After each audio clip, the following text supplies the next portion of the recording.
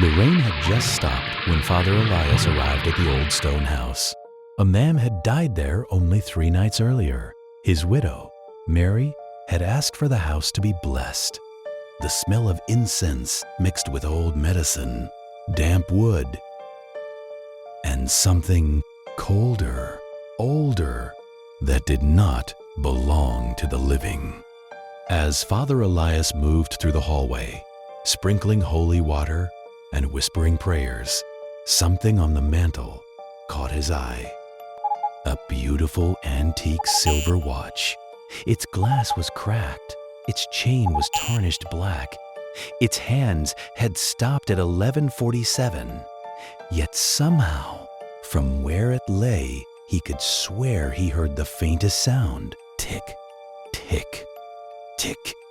What a remarkable watch. It was my husband's favorite. He wore it the night he died. He never let anyone touch it. Please, Father, take it away. The way she said, "take it away," made the room feel suddenly smaller. For a moment, every candle in the house flickered at once. A sharp coldness slid through the hallway, but Father Elias, not wanting to offend the grieving widow, nodded politely and slipped the watch into his coat pocket.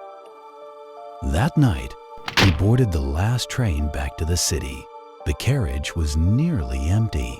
Rainwater crawled down the black windows like fingers. Father Elias sat alone, the watch strangely heavy in his pocket, as if it weighed far more than silver ever should. Every few moments, he heard it again. Tick, tick, tick. Slow, precise, closer than before. Whenever he checked, the hands remained frozen at 11:47. Exhausted from the long night, he leaned back and closed his eyes. The rhythm of the train slowly dragged him into sleep. Then suddenly, the train jolted so violently, his head snapped forward. Father Elias woke with a gasp. Everything had changed. The carriage lights had turned dim and green. A pale fog drifted across the floor like crawling smoke. Outside the windows, there was only endless darkness. No stations, no city lights. No reflections, just blackness that looked deeper than night itself. And worse, the entire carriage was empty. No passengers, no sound except the slow grinding of wheels.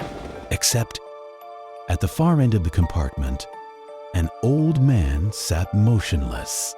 His head hung low beneath a dark hat. Father Elias froze. No one had been there before. Slowly, painfully, the old man lifted his head. His eyes were pale, cloudy, lifeless. A deep, purple bruise circled his neck, as if something had tightened there until the last breath left him. Then the old man slowly stretched out his hand, palm open, waiting, not asking, demanding.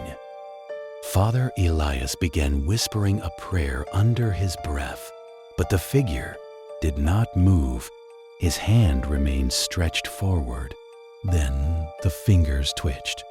Once, twice, then curled sharply in anger, as if saying, "Give it back." A wave of ice shot through Father Elias's body. Then he recognized the face. It was Mary's dead husband, the very man whose soul he had just prayed over. Suddenly, the watch inside his pocket began ticking louder than ever. Tick, tick, tick. The sound filled the carriage. The dead man slowly rose from his seat. His body seemed taller now, too tall. His neck bent at a sickening angle. His shadow stretched impossibly long across the floor. His hand still reached toward the priest. The pocket burned against Father Elias's chest like hot iron. With trembling fingers, he pulled out the silver watch. The moment it touched the air, the dead man lunged forward. In pure terror, Father Elias shoved open the train shutter and hurled the watch into the storm outside. The second it vanished into the darkness, the dead men disappeared. The ticking stopped. Silence. "Father, are you all right? You are drowning in your own sweat." Father Elias looked around wildly. The train was normal again. Bright lights, passengers, the city skyline outside the windows. His breathing turned shallow. Had it all been a nightmare? He touched his pocket. It was empty. His heartbeat started to rise again. It was not a dream. The next morning, near the railway tracks, a young man was walking to work through the morning fog. Something glimmered in the grass beside the rails. A silver watch. Old, beautiful. Its cracked glass caught the sunrise like a dead eye opening. He bent down and picked it up. The metal was strangely warm. Then suddenly, the hands began to move. For the first time in years. 11:47, 11:48, 11:49. He smiled. He felt a freezing wind flowing through him.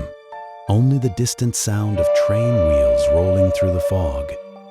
Do you believe some objects stop aging because something inside them never truly dies?